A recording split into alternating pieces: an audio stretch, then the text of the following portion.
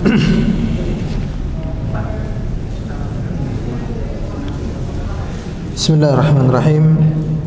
Alhamdulillahi rabbil alamin, wassalatu wassalamu ala asyrafil anbiya'i wal mursalin wa ala alihi wa ashabihi wa man tabi'ahum bi ihsanin ila yaumiddin, amma ba'd. Jamaah sekalian yang semoga senantiasa dirahmati Allah Subhanahu wa taala, kita lanjutkan pelajaran kita masih tentang jejak hidup perjalanan baginda Rasulullah sallallahu alaihi wasallam, masih pula di bab tentang peristiwa Fathu Makkah atau pembebasan kota Makkah, ya. Di pertemuan terakhir kita sampai pada peristiwa apa? Nabi sallallahu alaihi wasallam mengutus Khalid bin Walid untuk menghancurkan berhala Uzza yang letaknya di desa Nakhlah, ya. Ternyata bukan itu saja misi yang ditugaskan Nabi kepada para sahabat terkait dengan pemusnahan tempat-tempat kesyirikan. Di saat yang sama pula Rasulullah sallallahu alaihi wasallam mengutus Amr bin As, ya, mengutus Amr bin As untuk menghancurkan berhala Suwa'. Kalau jamaah pernah dengar kata-kata Suwa', itu ada di surah apa kira-kira?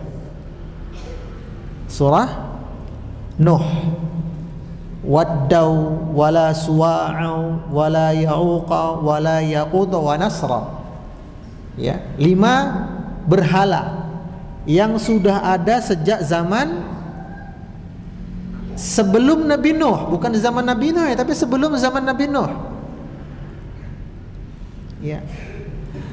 Yang mana mereka berlima ini tadinya adalah laki-laki saleh, orang-orang yang taat beragama. Kemudian mereka wafat, meninggal, sedo. Begitu mereka meninggal, syaitan mendatangi generasi mereka, generasi di mana orang-orang soleh ini hidup. Syaitan mendatangi generasi ini. Apa kata syaitan? Orang-orang terbaik kalian telah meninggal.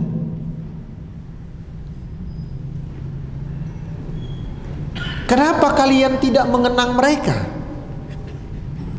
Lalu mereka bertanya, bagaimana cara kami mengenang mereka? Mereka sudah meninggal. Lalu syaitan mengilhamkan kepada mereka dalam tanda kutip, buatkanlah apa? Patung. Patung yang merupakan miniatur dari orang-orang soleh tadi, sehingga dibentuklah wajahnya, tangannya itu mirip banget, ya, menggunakan tanah lempung, ya. Nah, lalu generasi yang membuat patung ini sudah habis, sudah meninggal semua, menyisakan generasi setelah mereka. Generasi kedua ini didatangi lagi oleh syaitan. Apa kata syaitan? Tahu nggak kalian patung-patung ini? Ini patung orang soleh di zaman bapak kalian dulu. Bapak kalian dulu begitu memuliakan orang-orang soleh mereka yang telah meninggal.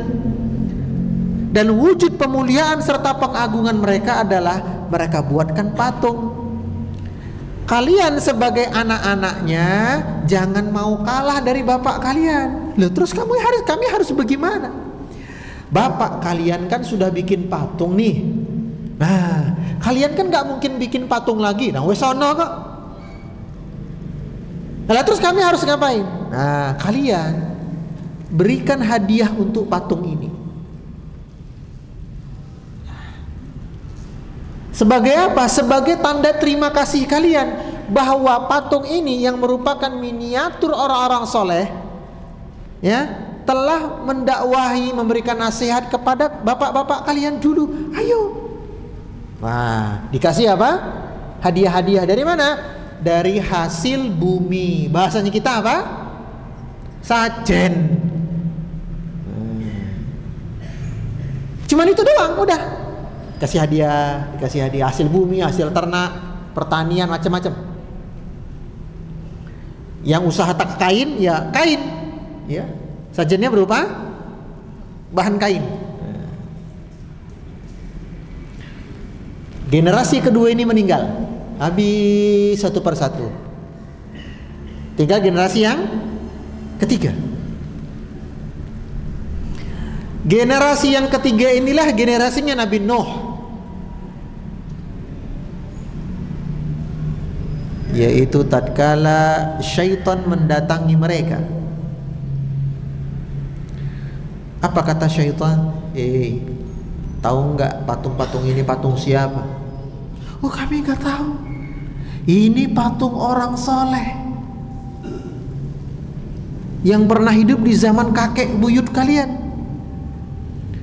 Kakek buyut kalian demi mengenang jasa orang soleh ini, mereka buat patung. Lalu bapak kalian demi memuliakan orang soleh yang sudah dibentuk menjadi patung ini, mereka berikan apa? Hasil bumi mereka, hasil ternak mereka, hasil dagang mereka. Kalian gak boleh kalah dibandingkan bapak dan kakek-kakek kalian. Nah, terus kami harus ngapain? Apa kata syaitan? Jadikan patung ini sebagai wasilah. Tahu wasilah? Perantara. Perantara itu apa? Untuk berdoa kepada Allah. Karena kalian ini kan cucu-cucunya. Kalian generasi yang tidak tahu perjuangan simbah buyut kalian demi memuliakan orang saleh ini. Kalian ini banyak dosa. Kalian ini kerdil. Kalau kalian langsung berdoa kepada Allah, nggak pantas. Nah, terus kami harus ngapain? Nah, jadikan patung-patung orang soleh ini sebagai perantara ketika kalian berdoa dan meminta kepada Allah. Jadi kalian ucapkan doa kalian kepada patung ini. Nanti patung ini yang menyampaikannya kepada Allah. Oh, begono. Iya. Inilah generasi yang akhirnya beribadah dan berdoa kepada patung-patung tadi. Dan di generasi inilah Nabi Nuh hidup. Terkait dengan meminta wasilah atau perantara berdoa, itu ada yang dilarang, ada yang dibolehkan. Ya, ini faedah pelajaran akidah dari pembahasan kita malam ini. Hukum meminta wasilah.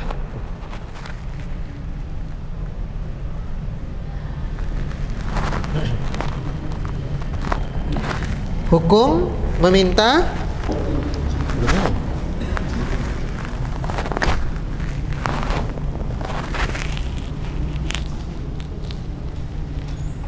hukum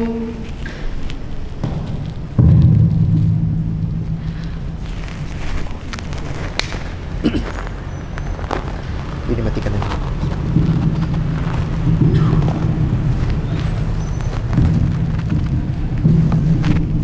Meminta atau mengambil wasilah.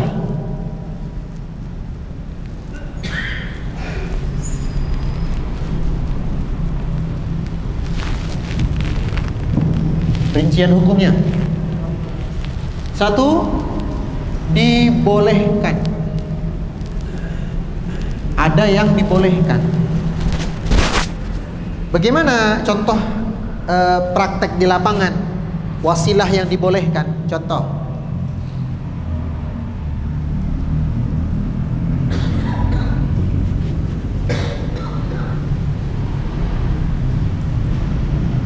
meminta doa restu orang orang tua.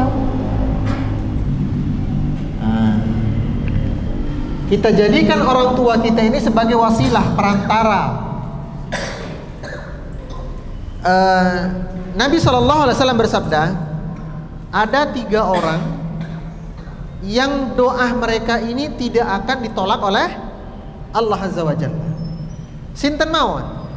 Pertama, da'watal walid liwaladihi, doa orang tua untuk anaknya. Yang kedua, da'watal musafir, doa orang yang sedang safar ibadah. Ketiga, wa da'watal mazlum, doa orang yang terzalimi. Jadi kita sebagai anak nih boleh, entah mau ujian kuliah, ujian tes interview pekerjaan, ya, ujian kehidupan, ya berupa masalah.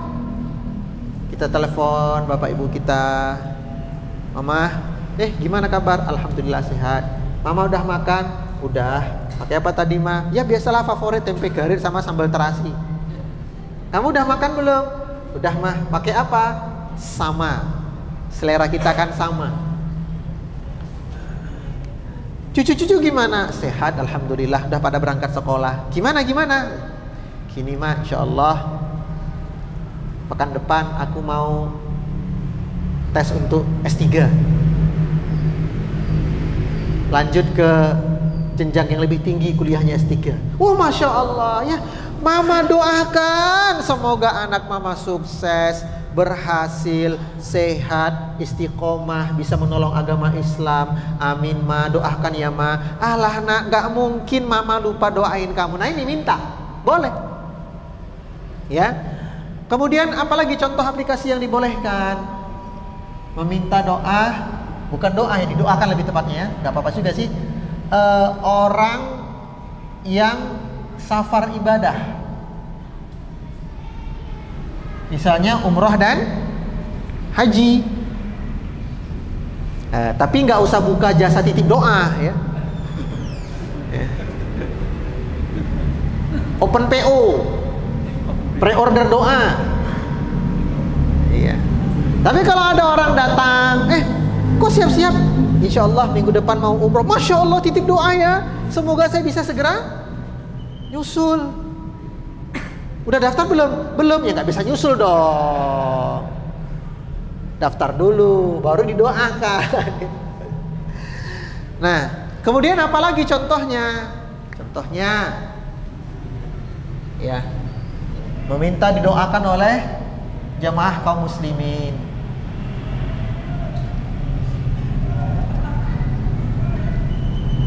Contohnya gimana? Kita sedang sakit, lalu rombongan Masjid Al-Aman sak truk jenguk. Rumah kita nggak muat, halaman kita nggak muat, geger kampung.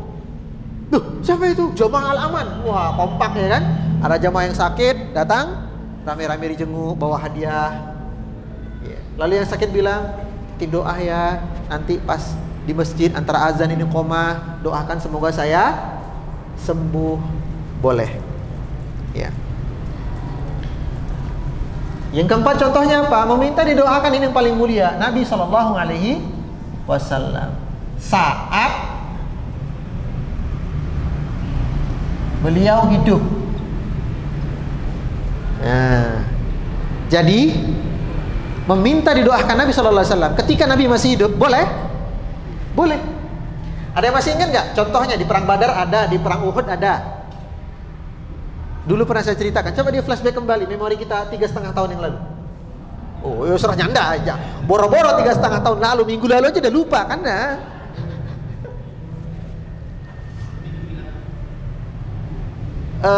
Ada seorang sahabat. Ini terjadi di perang Badar. Perang Badar terjadi pada bulan apa? Jamaah sekalian, masih ingat? Bulan Ramadan, betul. Bulan Ramadan. Setelah Ramadan bulan apa? Syawal. Biasanya bulan Syawal banyak orang yang nikah, betul ya? Nah, ada seorang prajurit, dia terluka. Dan terlukanya nggak tanggung-tanggung. Terlukanya mana coba? Matanya kena panah bagian atas ini, sehingga bola matanya bergelantungan koyang ini. Nah, jadi sama dia ditampung begini, dia pun sedih. Dan lalu temannya yang bersama dia di satu kompi pasukan begitu bilang, kenapa kau sedih? Ini loh, bola mata inyong lagi ya, mepet dot. Kata temannya, udah putusin sekalian aja daripada mengganggu. Tuh lihat Mu'az bin Afra, dia putus tangannya. Jadi Mu'az bin Afra, kakak beradik yang berhasil membunuh Abu Jahal, kan tangannya ditebas oleh Ikrimah, ya kan? Cuman tebasannya nggak sempurna sehingga tangannya bergelantungan, ditahan oleh kulit ketiak, masih bergelantungan begini. Karena dia mau lanjut jihad, mau lanjut perang, ini kan gandol mengganggu, nggak fungsi, ya kan? Dia pijak begini. Dia putus. Kata temannya apa? Tuh Mu'az bin Afra, tangan aja diputus, kamu mata putusin aja. Dia bilang, iya kali mau nikah nggak punya mata satu. Saya kan mau nikah nih, bulan Syawal nanti. Oh begitu. Mau gimana? Bawakan aku kepada Rasulullah SAW. Dia pun dibawa. Dari kejauhan Rasulullah tertawa Rasulullah. Umar yang kebetulan menjadi pengawal pribadi Nabi waktu itu bingung. Rasulullah kok ketawa? Kata Nabi, nanti lihat aja kejadiannya. Jadi Nabi sudah diwahyukan ya lewat Jibril oleh Allah Azza wa Jalla. Laki-laki pun dibopong. Sampai di depan Nabi, Nabi tanya, kau kenapa? Ini Rasulullah kena anak panah bola mata saya, gandul-gandul begini. Mau apa? Kata dia, Rasulullah, ani kan mau kawin bulan depan nih. Kan gak lucu pas ijab kabul mata cuma satu. Jadi tolonglah Rasulullah, doakan kepada Allah agar aku sembuh. Nah ini, dia bisa nggak sebenarnya berdoa langsung kepada Allah?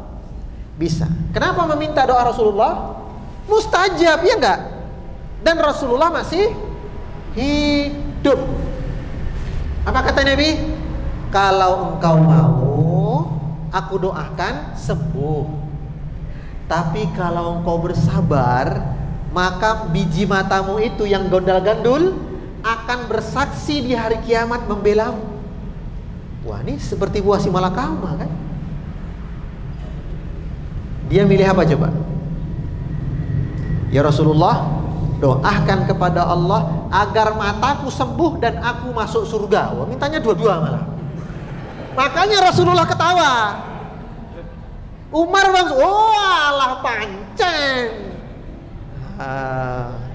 Ya sudah, oleh Nabi kemudian bola matanya diangkat begini, dimasukkan, bismillah, sembuh.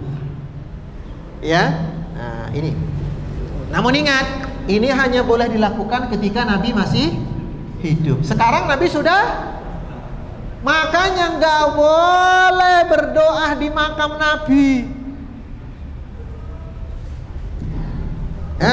Itulah sebab makam Rasulullah yang menjaga polisi, bukan juru kunci.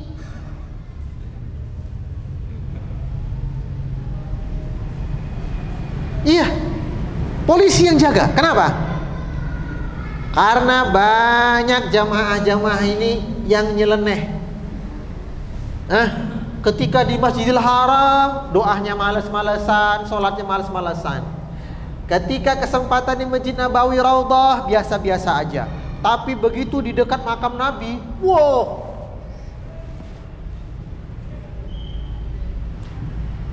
meminta kepada Nabi agar doanya disampaikan kepada Allah, jatuh dalam perbuatan syirik akbar. Nah, ini yang terlarang.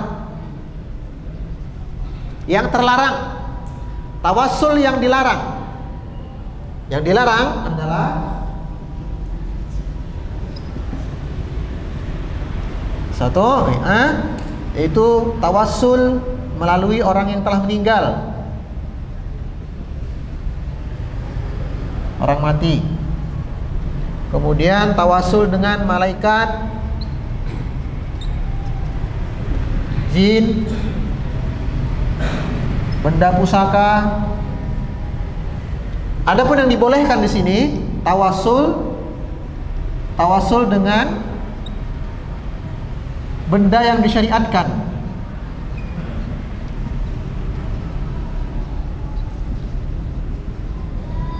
Misalnya air zam-zam. Jenengan kalau pas umroh dipuas-puasin nggak minum air zam-zamnya? Berangkat ke masjid, ngisi. Sambil nunggu iqomah, minum dua botol ya kan? Pulang dari masjid, ngisi lagi, dipuas-puasin. Begitu sampai Indonesia, 1 galon 1 tahun baru habis. Kalau begitu kita sama. Dieman-eman, ya kan, dieman-eman. Boleh kok, boleh dicampur dengan minuman Anda yang lain, boleh, gak masalah. Karena yang penting ngambil barokahnya, bukan jumlah. Imam Syafi'i begitu. Ya, Imam Syafi'i itu ketika minum air zam-zam, beliau menjadikan air zam-zam sebagai tawassul, berdoa. Doanya 3. Pertama apa? Ya Rasulullah, ya Allah, ya, dengan air zam-zam ini jadikan hafalanku gak pernah lupa. Makanya Imam Syafi'i itu sepanjang umurnya gak pernah lewat hafalannya kecuali 1 hari. Tok. Yang kedua apa? Ya Allah, melalui air zam-zam ini aku minta kepadamu, setiap tembakan anak panahku selalu tepat sasaran. Di sini Imam Syafi'i menggabungkan 2 jihad sekaligus. Jihad dengan ilmu, jihad dengan fisik. Lalu kata Imam Syafi'i, 2 yang pertama sudah Allah kabulkan, alhamdulillah. Tinggal permintaanku yang ketiga yang belum dikabulkan. Apa itu? Masuk surga. Ya, masuk surga. Minum air zam-zam ya Allah. Allahumma inni as'alukal jannah wa a'udzubika minan nar. Ya. Tayyib. Itu tentang apa namanya? Berhala suwa tadi ya. Jadi suwa ini orang saleh aslinya, namun sudah meninggal, enggak boleh lagi. Yang ditugaskan untuk menghancurkan berhala suwa ini adalah sahabat Amr bin As.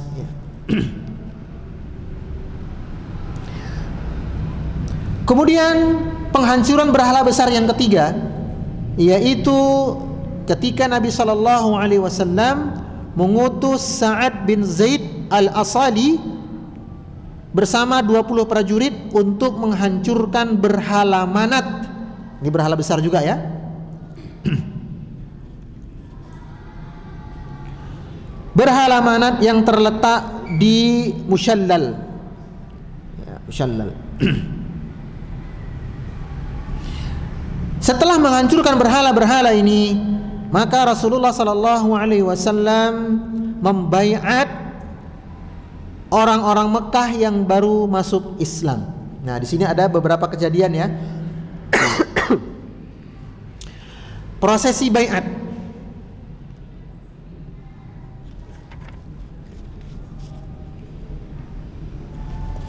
Baiat itu sumpah setia di atas agama Islam, ya.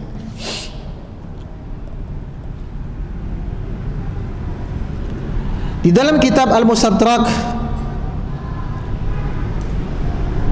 disebutkan bahwa ketika Nabi SAW membaiat kaum laki-laki, beliau memegang tangan mereka satu persatu, one by one.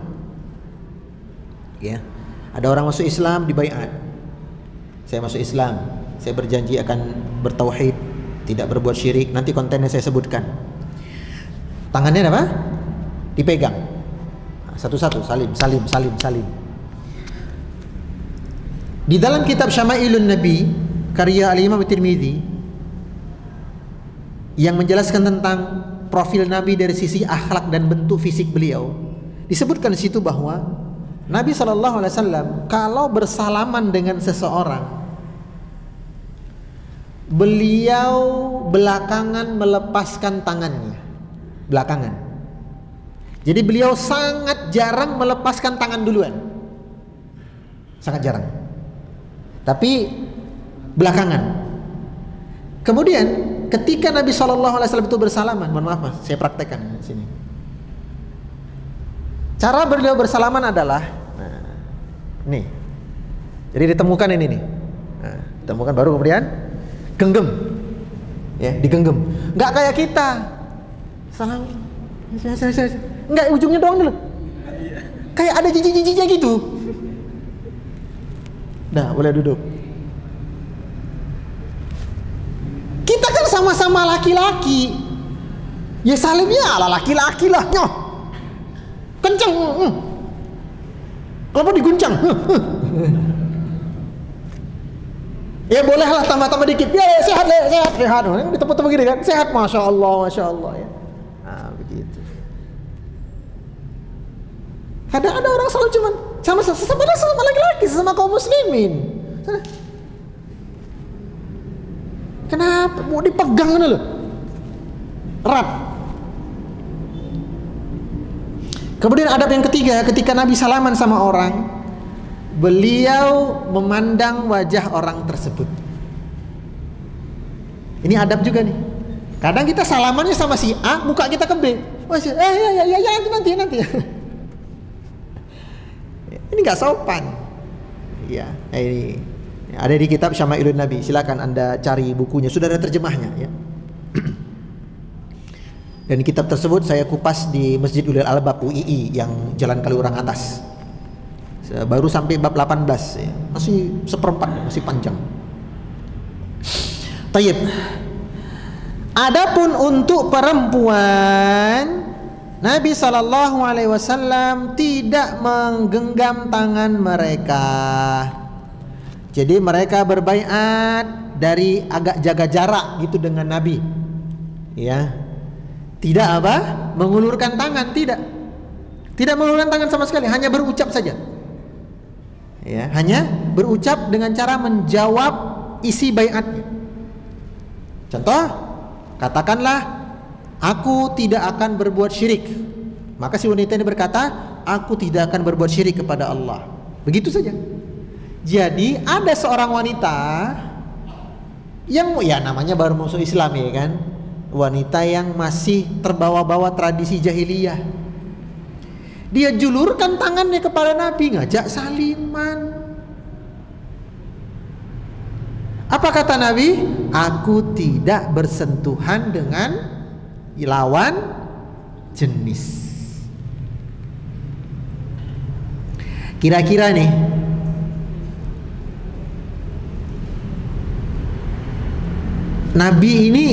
Nabi kita ini laki-laki yang paling bertakwa bukan? Iya. Laki-laki yang paling takut kepada Allah bukan? Iya. Laki-laki yang paling tahu cara mengelola syahwatnya enggak? Iya. Tapi meskipun begitu, beliau tidak mau bersentuhan kulit dengan lawan jenis yang bukan mahram beliau. Ini Nabi loh ya. Laki-laki paling bertakwa, paling saleh, paling bisa menjaga diri dari fitnah syahwat terhadap wanita. Meskipun demikian, ketika saliman beliau tidak mau. Tidak mau. Lah kita ini siapa?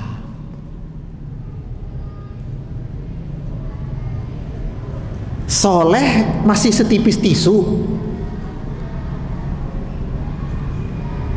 Takutnya kepada Allah, ya.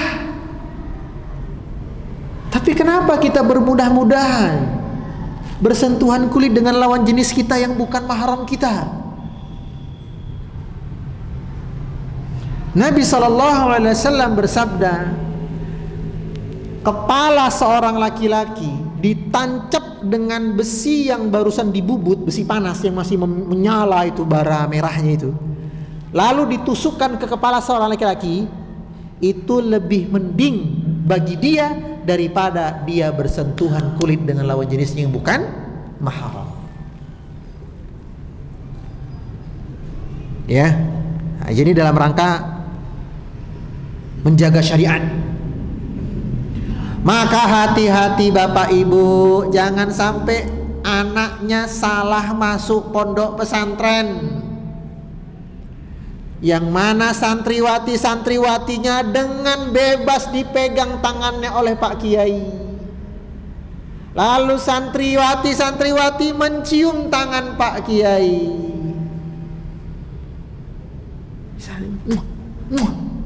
Masya Allah.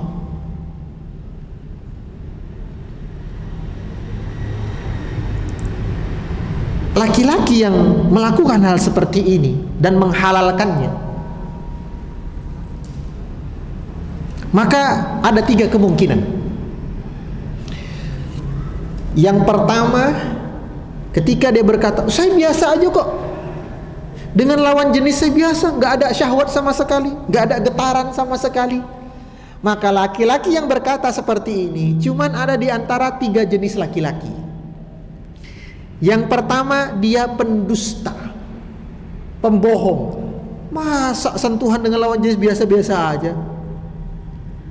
Lah saya jelas pingsan itu Pak. Yang saya pegang tangan istri, tangan anak, tangan ibu. Lah ini tangan wanita ajnabi yang bukan siapa-siapa saya pegang. Waduh. Maka itu pendusta kalau mengatakan apa? Saya biasa-biasa saja, tidak ada syahwat. Pendusta. Atau kemungkinan yang kedua, dia penyuka sesama jenis. Jadi kalau sama wanita dia biasa-biasa aja. Tapi kalau saling sama laki-laki dia bergetar.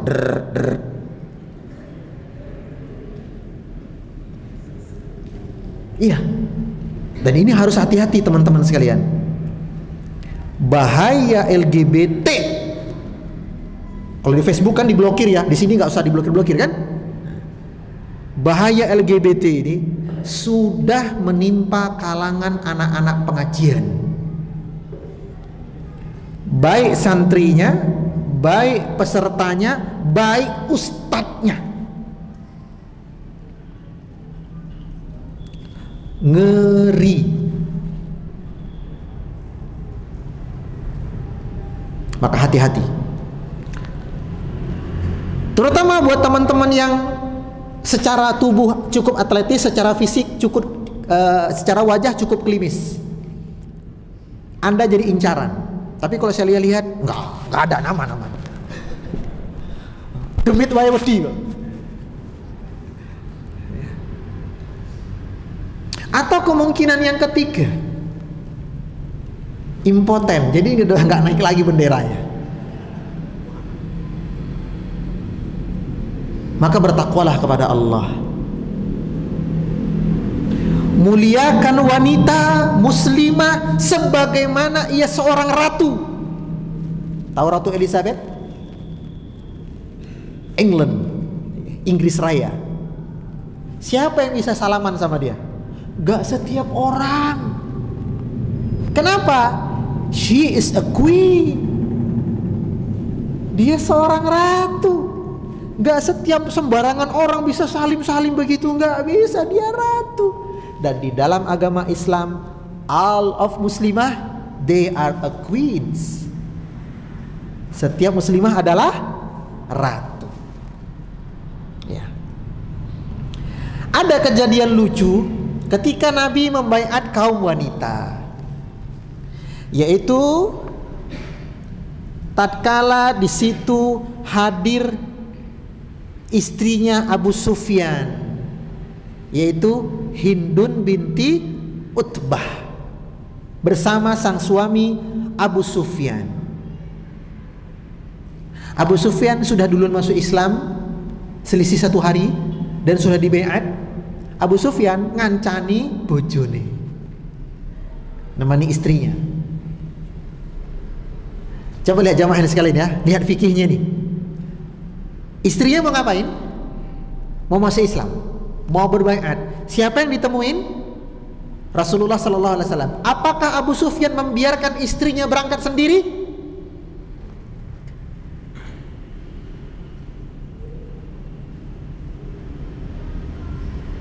Nggak dia biarkan berangkat sendiri. Padahal ditemui adalah Rasulullah, Pak. Lihat bagaimana seorang Abu Sufyan tahu, tak mungkin aku biarkan istriku menghadap seorang laki-laki tanpa aku temani. Maka hati-hati, Pak, ngelepas istri bebas. Nemok nih kene, nemok nih kono, lanang kabeh meneh. Dah. Waktu itu Hindun menyelinap di antara barisan emak-emak. Mereka semua karena berniat untuk masuk Islam, mereka semua sudah pakai penutup wajah, sudah memakai jilbab, gitu, sudah tertutup begitu menghadap Rasulullah sallallahu alaihi wasallam. Lalu Nabi sallallahu alaihi wasallam bersabda,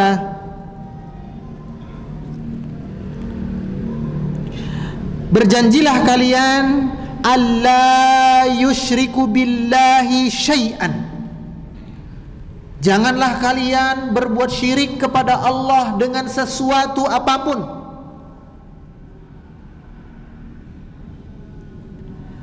Hindun diem. Dia nggak nyaut perintah Nabi, cuma jawabnya pelan. Dah.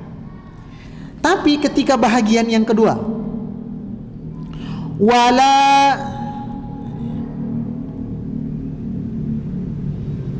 wala yusriqun, janganlah kalian mencuri.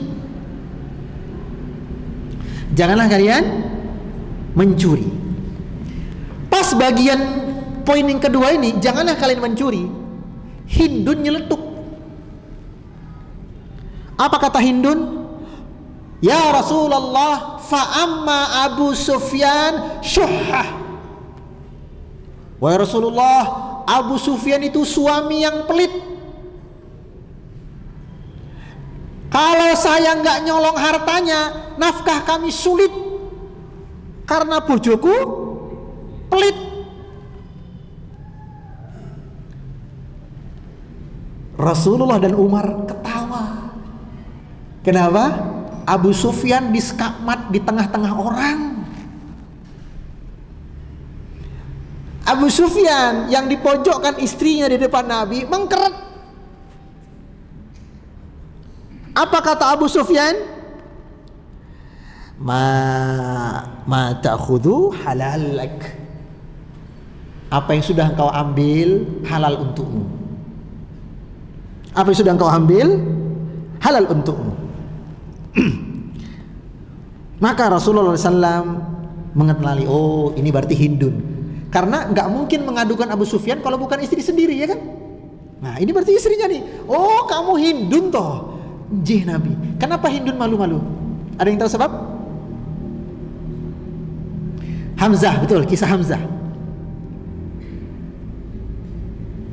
Jadi Hindun kan dendam nih kepada Nabi karena pamannya Hindun terbunuh di perang Badar.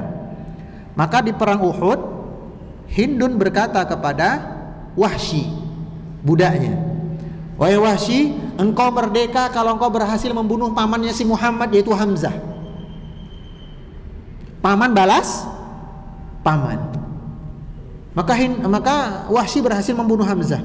Lalu tubuh Hamzah kan dicincang-cincang parah, ya, cincang parah. Kemudian Hindun mencoba mengunyah hatinya Hamzah, namun karena nggak enak dia muntahkan kembali.